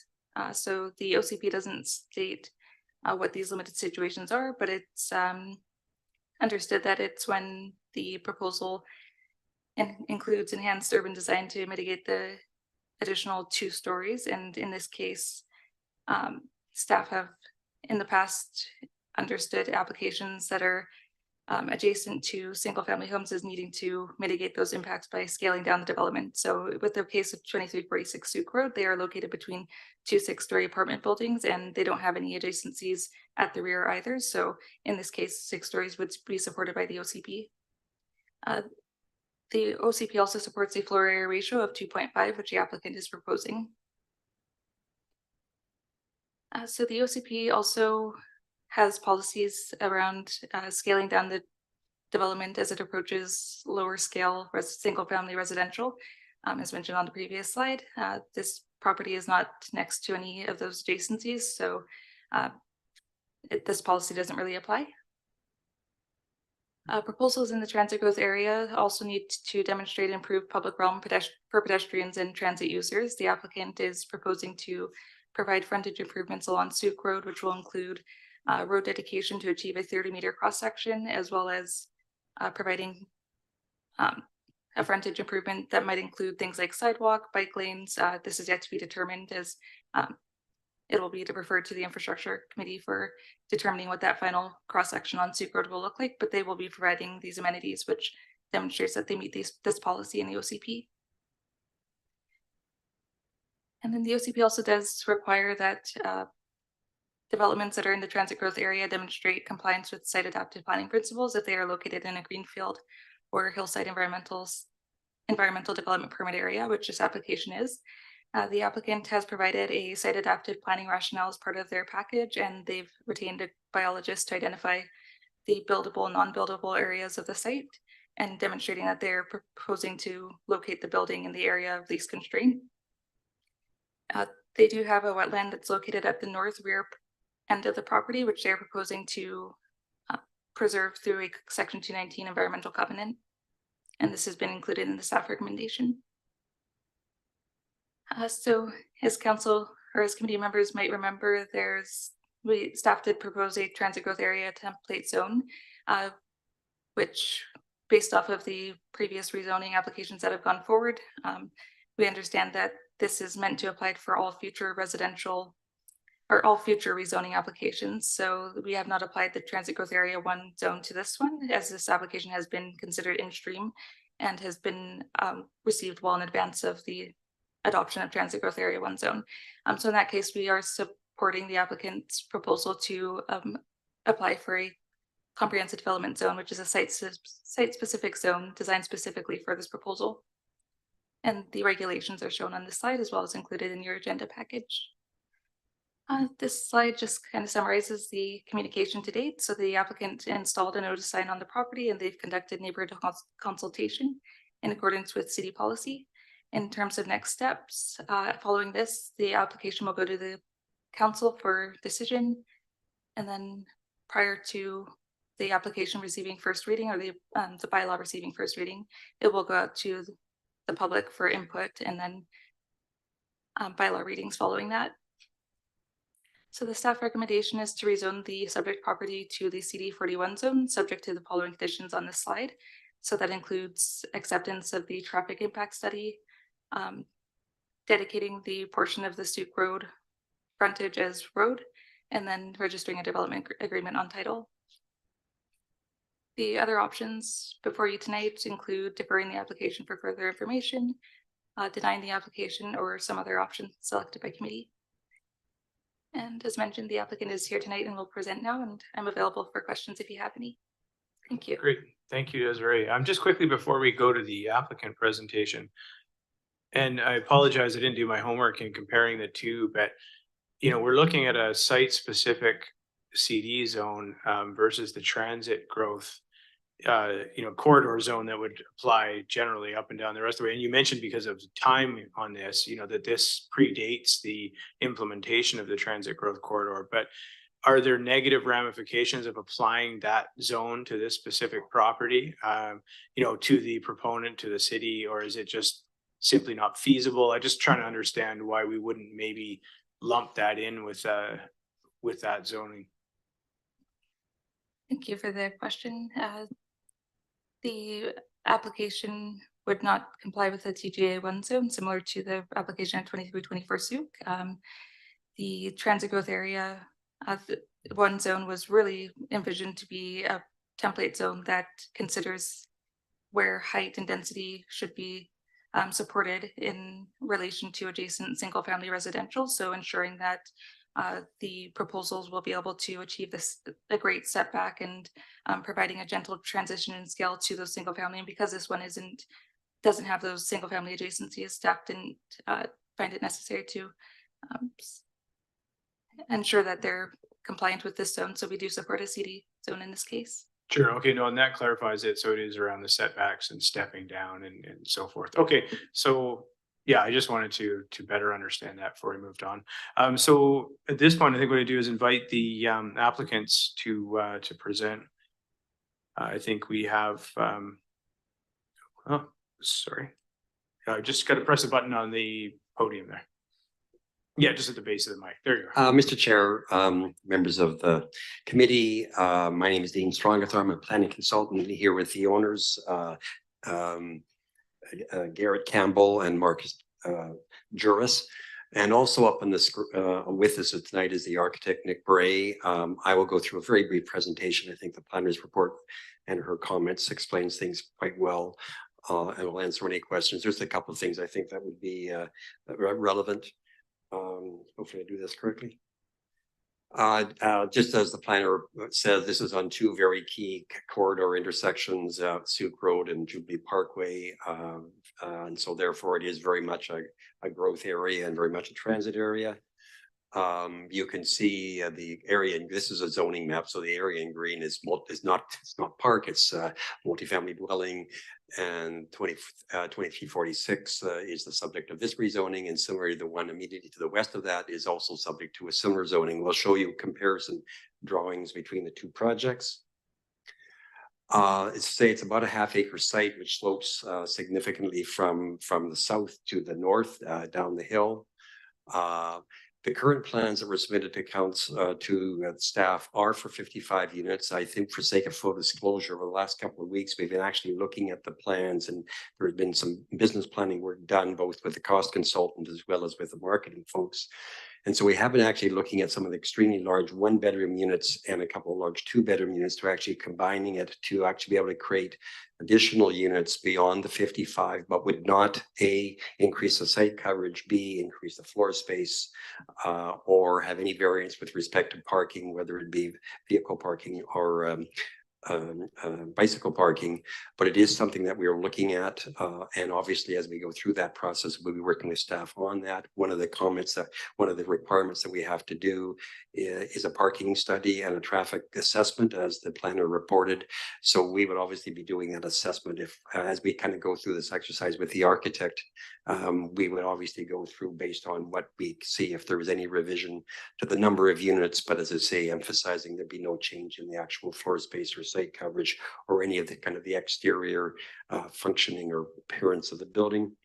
It is 6 stories with 3 stories of underground parking, which actually plays very well in terms of the site, in terms of it sloping very steeply towards the back.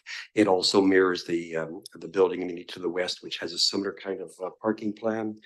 I think it's important. I'll show you there's one shared access point, which again does 2 things. Number one, it reduces the amount of use of the space for driveway because there's 2, as well as of course there's only one access onto Sooke Road, which is important.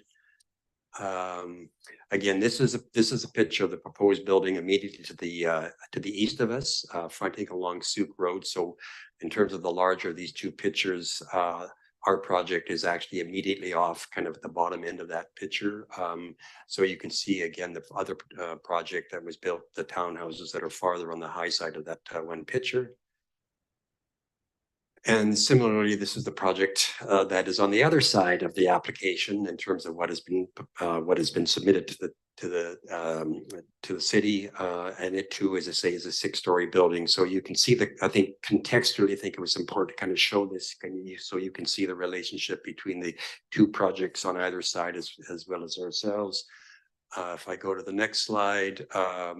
Once again, this shows actually this does show the building to the west. You'll see it on another slide, but you can see how you can work with the grade. And so much like our building, that too has actually 3 levels of underground parking, but it's actually all somewhat surface. You're actually not going underground to actually get access. So we're taking advantage of that slope.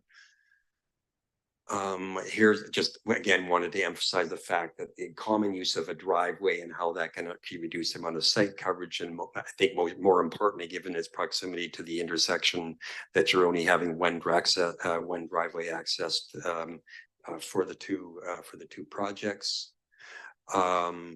This shows that there will be a 3.25 dedication of road dedication of Sooke Road, which will allow for other street improvements to be determined in working with engineering as it relates to bike lanes, wider sidewalks, and so on.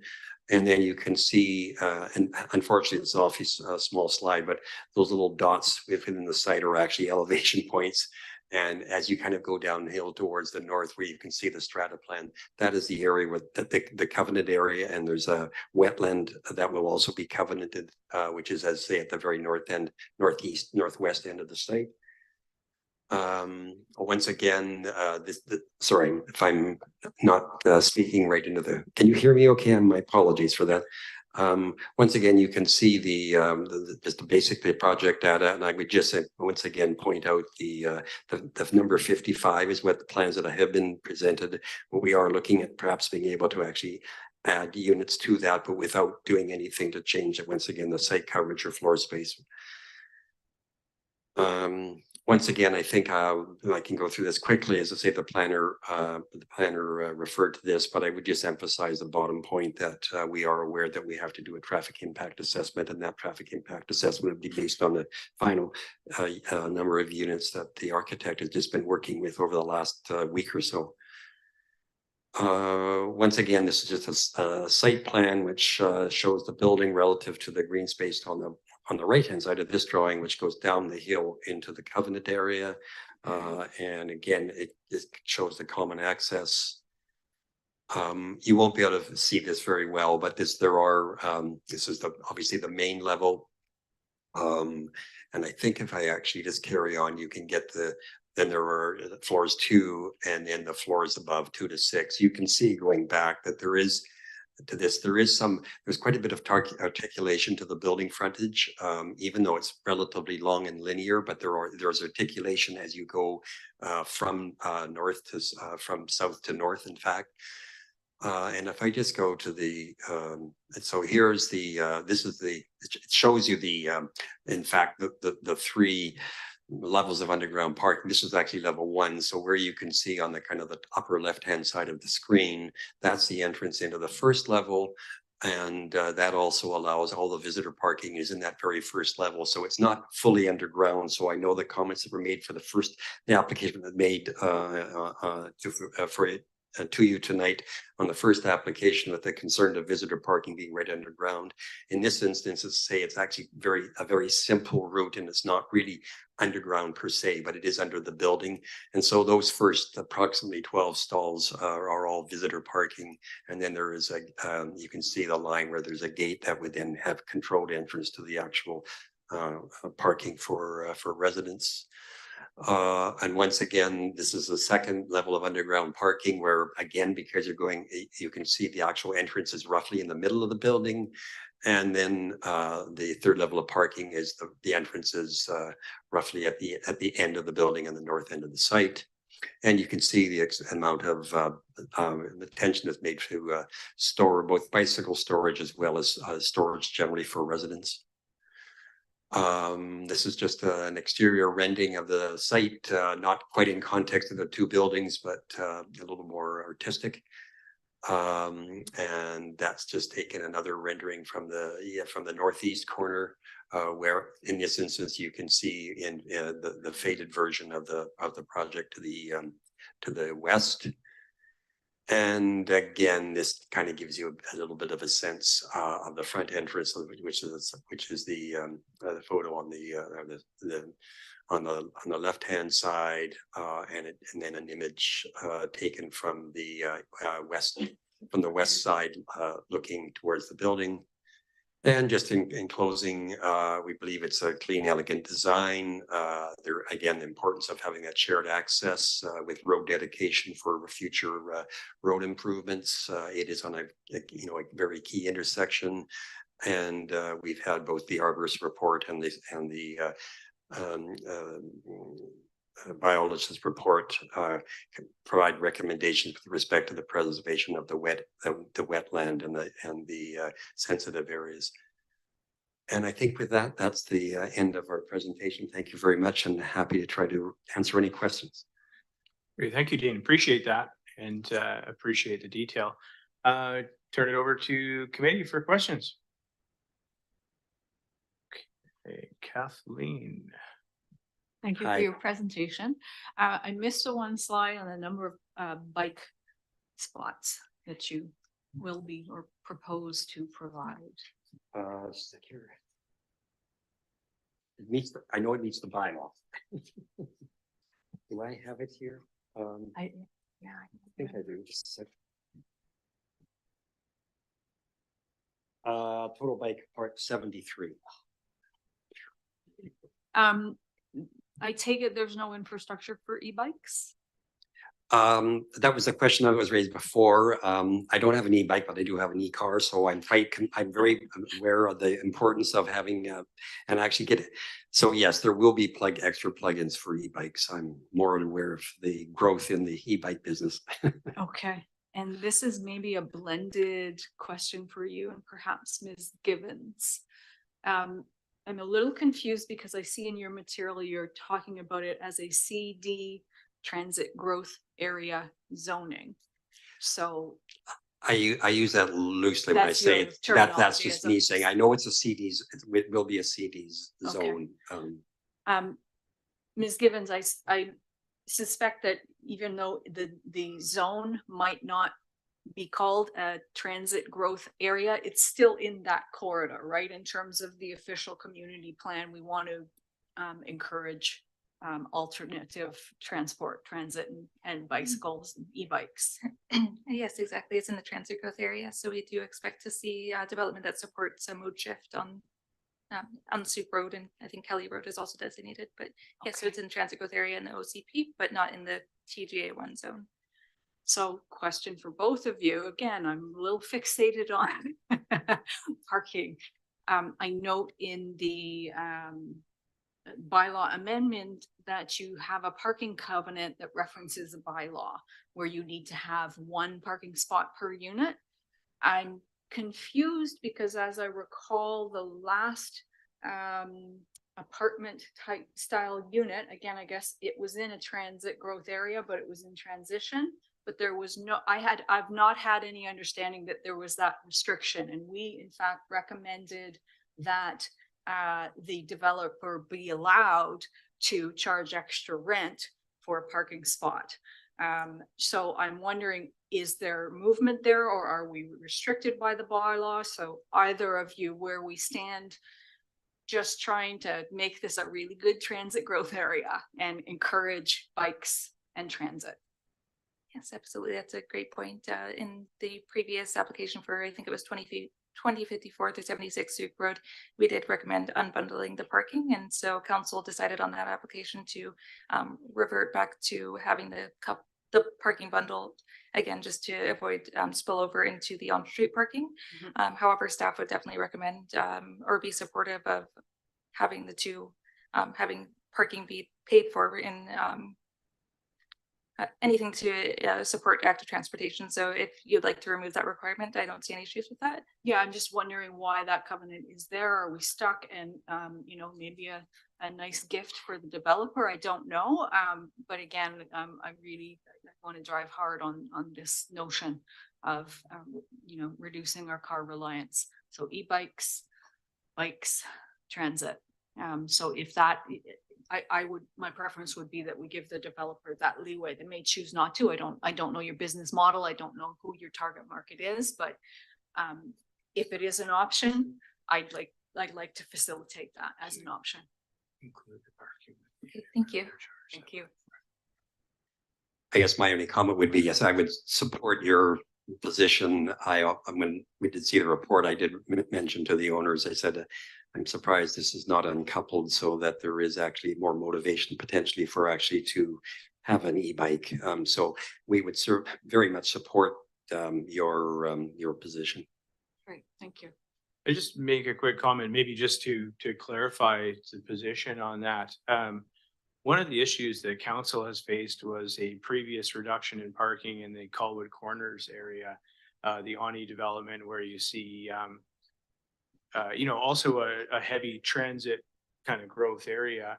And there was a reduction, I believe, in 2015 to the number of parking stalls, A, that were provided, and B, there was no covenant in place. So the ONI, the development company that owns that project, was charged additional for parking stalls. A lot of individuals, I guess the pattern that's emerged is that they don't want to pay the additional money for that.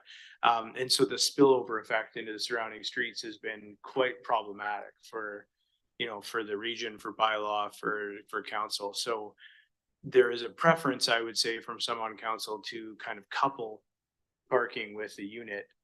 There's an argument to be made, and I'm not taking one side or the other. There's an argument to be made that the costs inevitably get passed on to the unit tenant regardless. But that spillover effect, I think, caused a bit of a public outcry, and as well as how parking was managed with Caldwood Corner. So more of just a kind of history as to where that came from. Not so much a position for me on it, but just some insight. I appreciate that insight. The only comment I would make is I say we didn't make that as our part of our presentation, so we were aware what the staff report said, and we weren't objecting to it. Although my comment was more my personal view of things. So, yeah, I guess I'll just also reinforce a little bit because I've done a little bit of research myself, just kind of on the whole parking issue. The sense I get, not that I'm any expert, however, you have kind of a demographic that there may be affordability issues. That definitely influences me. So if it's a rental, I'm thinking affordability might be more of an issue. And also a younger demographic is going to be less inclined to own a vehicle. And that's kind of my line of thinking is I would hate to have this covenant be in the way of flexibility. I mean, certainly up to the developer what they do. And I hear you on spillover, but if we're trying, I mean, I really truly believe we need to start nudging in the transit growth areas. So Appreciate the perspective. Yeah. Anyone else?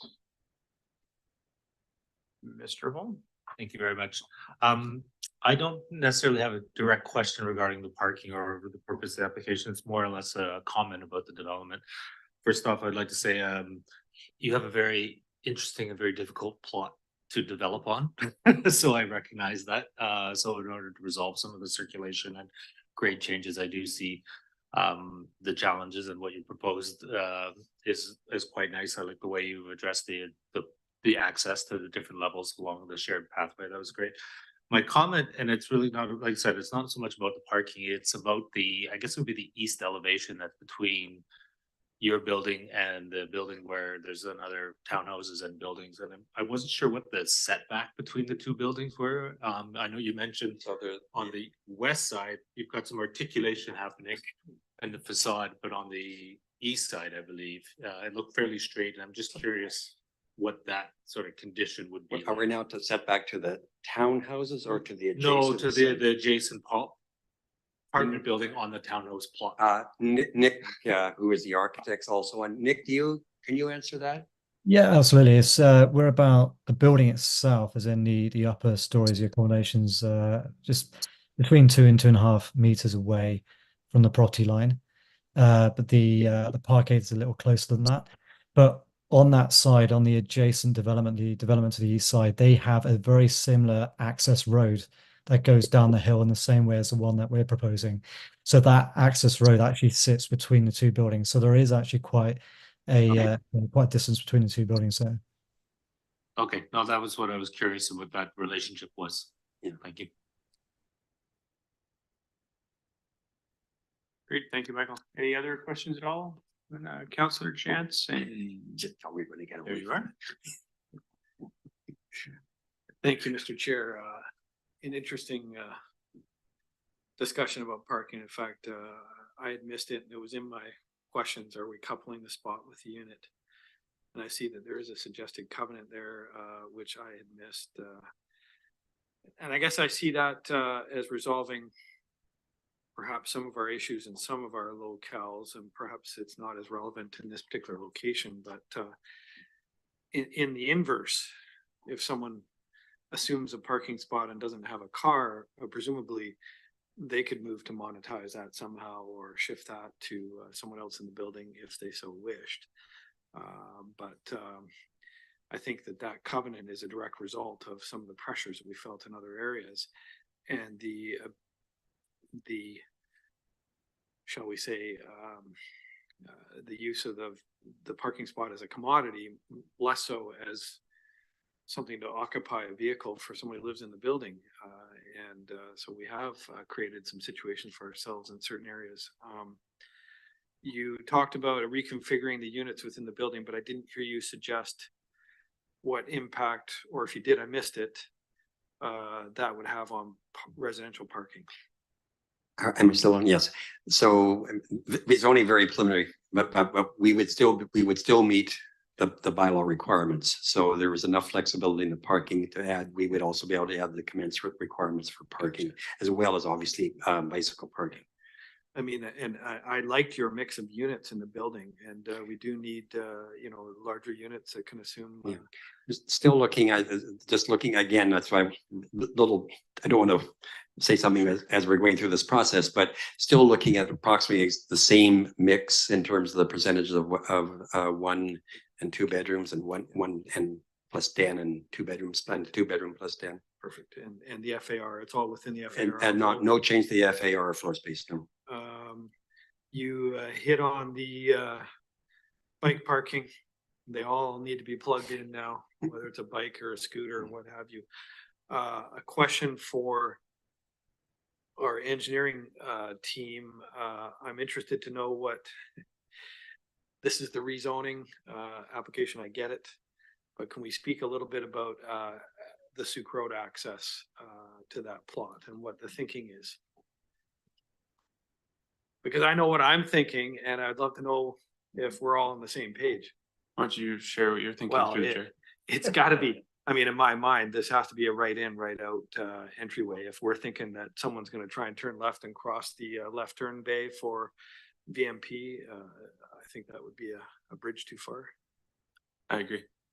We've just sent comments back, and I was going to see if I could connect with the developers afterwards and suggest we do a joint TA between the two parties. They may already be working on that. I'm not actually sure.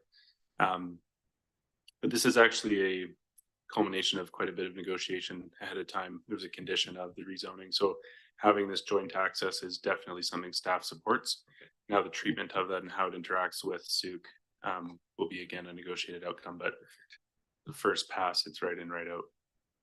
Perfect. I mean, I don't see how it could be anything else, quite frankly. Yeah. In my infinite wisdom. Which we appreciate. That's awesome. I can't think of much else. I think there's a lot of pluses here. I did have a question for the developer. Talk to me about on-site amenities for people who are going to live there, other than going across the street for a Slurpee. Well, that's a good one. Nick, do you want to just talk about the? Yeah, for sure. Yeah. On the ground floor, facing Sooke Road, there's a large amenity room. It's actually quite substantial, with a kitchen and other facilities there. And then there is that green space at the back of the building as well, which there will be some potential for some patio space as well out there overlooking the wetlands. Got it. So, I mean, again, it's a limited site, so you're not going to have a sprawling playground and what have you. I did see some mention, I think, in here about a green wall or some kind of living wall. I didn't really see it in the renderings. Is that right? Yeah, that's on the east side. The idea was to soften I mentioned it earlier. There's a similar, the neighboring property has a similar lane that goes down the side of the building, which obviously is going down 3 stories, as just like our one is. And just to soften that, the kind of a harsh, what could be a harsh facade of the parkade, the idea was to grow some plants up that concrete wall. So not like a rooftop garden or. No, it was just on the lower levels. Yeah. All right. I think that's about it. I think there's a lot of merits here. It's a good spot for that whole corner is under, multiple redevelopment applications. And we are in a deficit as far as rentals go in the community. I think we all can agree on that. And I think it's a decent fit in that area. Thank you. Thank you, Councillor Jansen. I'll go to Mr. Perry. Yeah, this could be partially just a lack of understanding from my perspective, but when people say apartments, I worry about misconstruing purpose-built rentals from what could end up being like condominiums. I just want to confirm that this will be in fact purpose-built rental. We've not asked for a housing agreement. The intention is rental, but long-term would like the flexibility for ownership. So it was intended to be kind of the potential for when I say either or, but to have that flexibility to be able to have them for condos for kind of entry level home ownership. So it was intended for wanting to look at that flexibility to have the option. All right, I guess just from like my 2 cents perspective, I would encourage a bit more of a purpose-built rental base within the community. Anytime there's the flexibility of ownership, it ends up becoming a variant in terms of that level of housing, and so increasing our sort of baseline will help with the affordability issues that a lot of people are facing, in my personal perspective. So food for thought. I know that's outside the scope of what you're asking for. The parking, of course, is a hot topic tonight.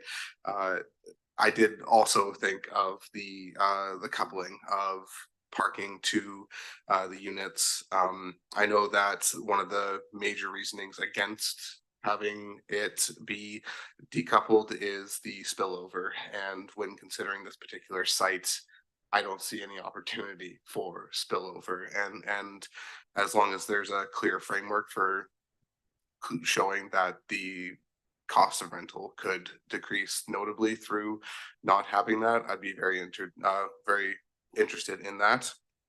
And then final statement, if it were decoupled, then there's more opportunity for storage in these sort of density developments.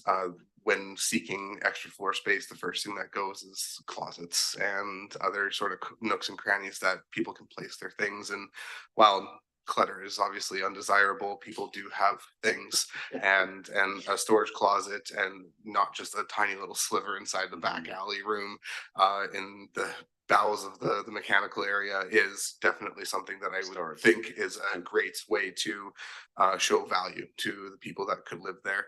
So that's just my 2 cents.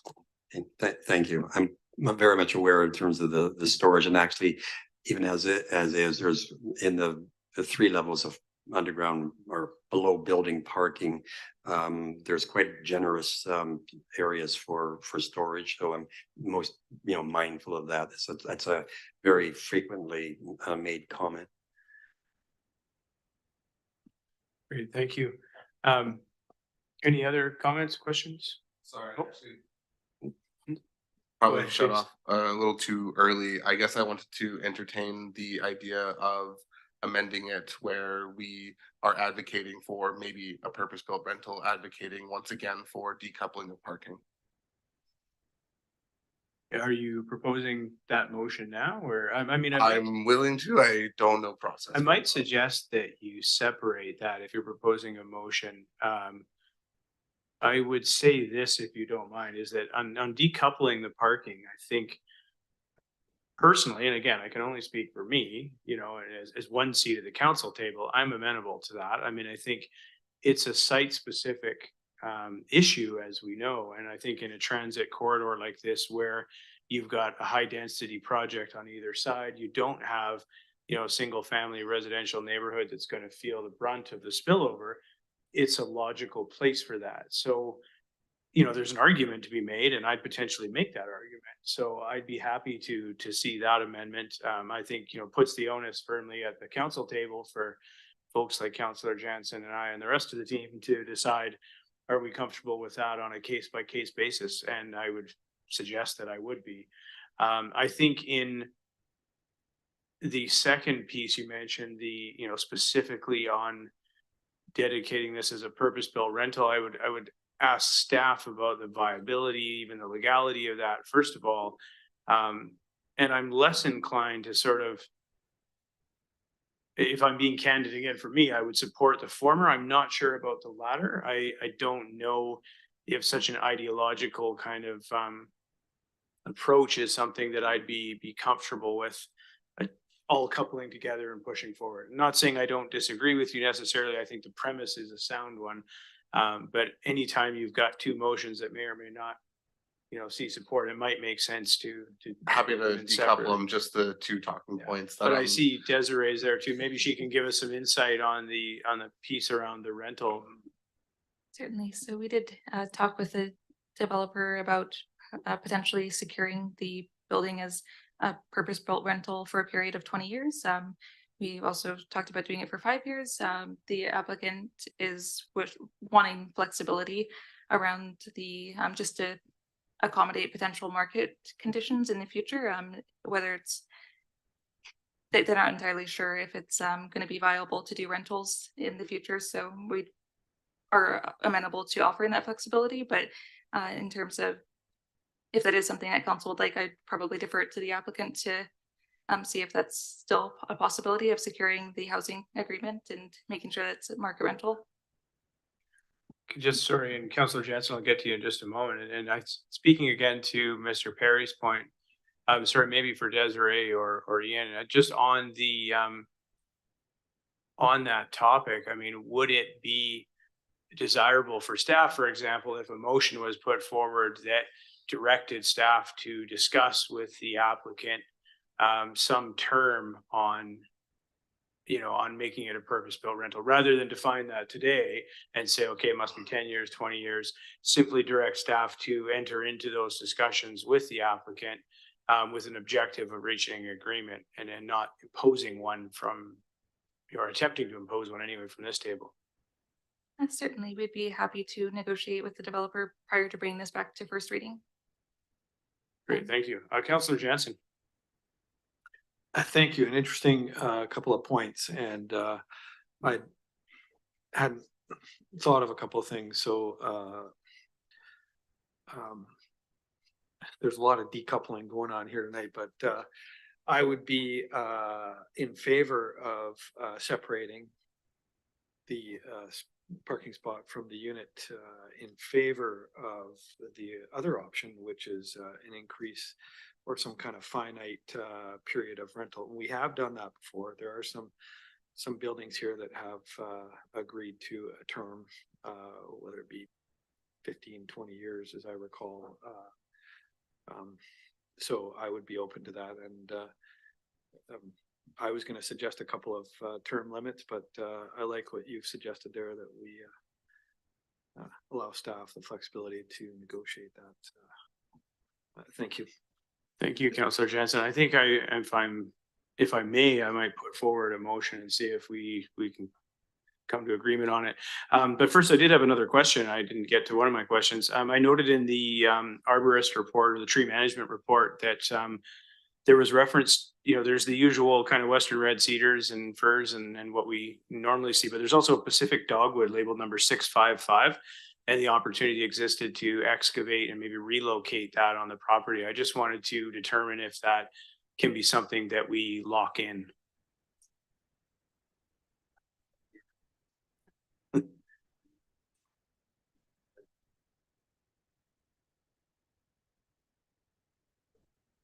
Sorry.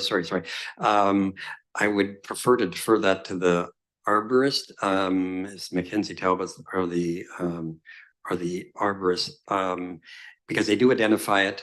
Clearly, if it's able to be done, we will it's in terms of the cost of doing that, it's immaterial relative to the entire construction. So certainly as an intention, most definitely. I just don't want to make an absolute promise that the arborist may say something different when they actually did more detailed analysis of the root zone.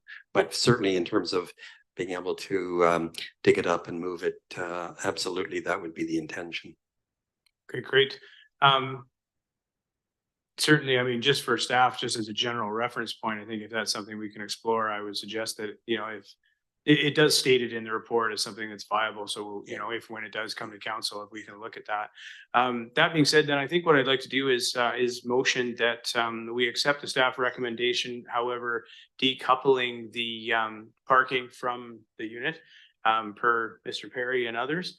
As well as direct staff to work with the applicant on identifying a fixed term as a purpose rental building.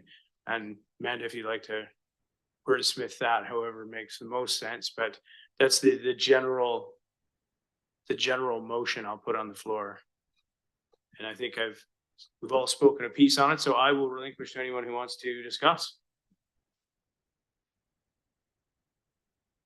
Nobody wants to talk about it. In that case, then I will call the question. All those in favor of the motion? Unanimous. Excellent. Well, thank you very much, everybody. I will then just ask for a mover to adjourn this meeting. Mr. Perry will make the motion. Okay, he beat you to it. I was looking left. I'm sorry. So the meeting is now adjourned. Thank you.